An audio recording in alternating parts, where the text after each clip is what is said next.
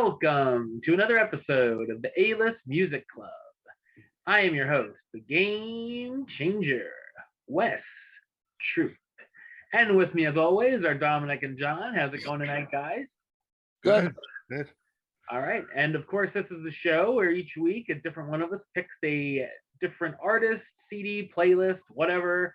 And we all check it out and talk about it. So this time it was John's turn to pick a CD. So what did you pick this time? I went with a band that I'm kind of familiar with, but I really only know the hits. So this is my first time listening to one of their albums. I went with a band called Badfinger. The album Straight Up. Yes. Well, this is going to be a very easy review. They sound like they remind me 100% of the Beatles.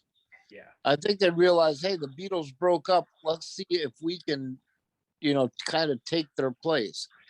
I'm not saying that in a bad way. I love this album. Great album. I'm familiar with a lot of Badfinger's work. The hits got overplayed quite a bit, but there's some real gems on this album. It's just a great album for me. That's basically all I can say because I find nothing wrong with it. Wow. Yeah.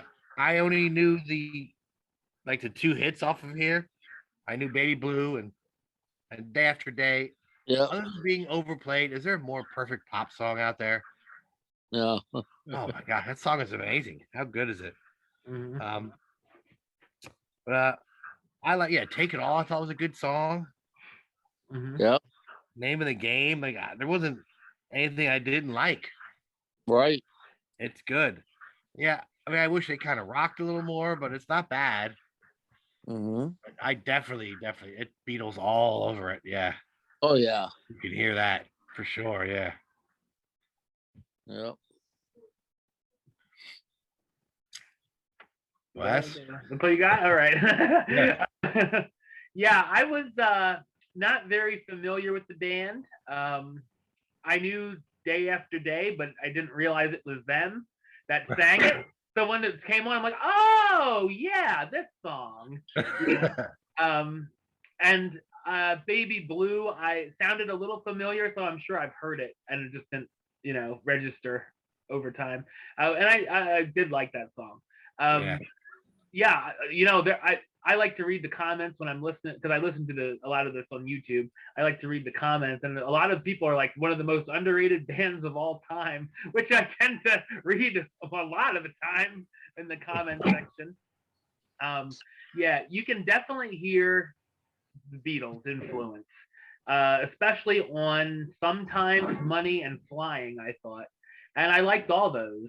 And George Harrison did have some involvement here, so could be another reason why there's so much Beatles influence.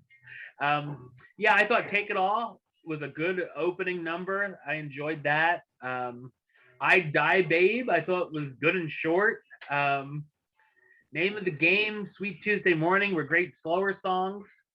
I really liked Perfection. I thought that has an awesome couple guitar solos and great lyrics. And It's Over it's a good closer. That's a good name for a closing song there. I really enjoyed the album. I didn't think there was a bad song on it. And I would be interested to check out more of their stuff. You probably know Come and Get It. That's one of their other big hits. If you want it, here it is. Come and get it. Oh, yeah.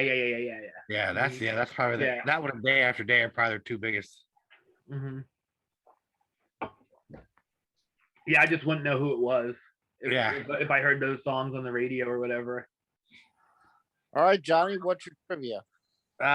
Well, like you guys said, huge Beatles influence. They were on Apple Records, Yep, which is the Beatles. Come and Get It, I think, was written by Paul McCartney. Yeah, and given to them. Wow. Their first album was the soundtrack to a Ringo Starr movie. He said George Harrison produces, like it's everywhere. And from what I've read, it was a blessing and a curse. It got him noticed, and people went, "Oh, well, if the Beatles like him, then maybe we should check him out."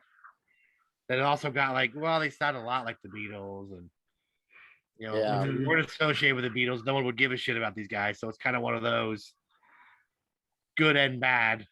Yeah, I could see that. 3 out of the 4 members of this band are no longer with us. I did not know that.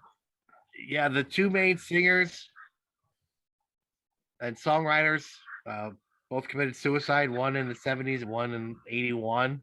Wow. And then the drummer passed away like natural causes in like 2013. So the other guitar players, all that's left. Wow. There's a nice little documentary about this band. This band had the worst luck ever. Their manager was stealing from them, so they never made any money off any of these songs. Wow, that sucks. Like, they were the original band to do that song "Without You."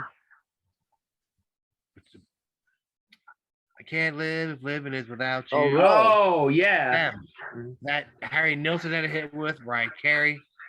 They wrote it and did it first as just a regular song on an album. Wow. Their manager was embezzling so much money. They were broke. The record label wouldn't pay them any more money because it was getting stolen anyway. So that's why the one guy killed himself. He was just like, holy shit, like, how's this? And then the other guy was so distraught over his like best friend that he sort of did it a couple years later, and this band was just worse. Yeah, it's a shame. That sucks. Yeah.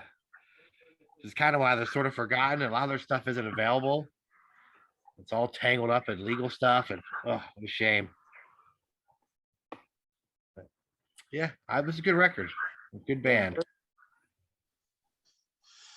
All right, are we rating this pig? Yeah, let's do this shit. Okay, I was originally thinking, man, I reevaluated. It's a 10 for me. I hate to give 10s out so willy-nilly, but it's a great album. I'd say the same. I listened to it twice and I didn't skip anything. It's a 10. That's a great album. I agree. 10. Is that your first 10, John? I think so. Yeah. It might be the first one I picked that Dominic liked. Was a great pick, John. Great. It took us a year, but we got there. I didn't pick anything obscure this time. Yeah. All right. So I think it is my pick now. It is. Yep. All right. So I am going to go with what critics consider one of the greatest albums of all time. The 1969 King Crimson album, In the Court of the Crimson King. You're going to love it, John. Yeah, I have a feeling I'm not going to like it, but you never know, man. The songs are long, but they're kind of a progressive art rock type band. Yeah. Robert Fripp was the guitar player for them. Yeah, I've heard of them. Yeah. 21st Century Schizoid Man. Yeah. The Crimson King too. I was gonna say I just know him because my history teacher loved them, and it was like his favorite band. They are one of those bands. If you are into them, you are diehard into them, like Rush. And Fish, I know Fish have a weird following. Yeah, they just have Grateful Dead. One of those, yeah. Mm-hmm. Yeah. All right. Interesting. All right, I'm out of here. We'll listen and report back for next week. All right, John, you want to talk about the podcast? We Like Wrestling Podcast, a weekly podcast. Is 3 or 4 guys sitting around talking about any and everything wrestling related. We're on Apple iTunes, we're on Spotify, wherever you find podcasts. We're on YouTube, we're on Facebook, Instagram, Twitter. We Like Wrestling Podcast. All right. And of course, for me, you can subscribe right here on YouTube, youtube.com/Westside of 515. Like the show on Facebook, facebook.com/WestTrueBaylist. And of course, you can follow me on the Twitter, Instagram, and Letterbox under @WestAlist. Until next time, Troop out.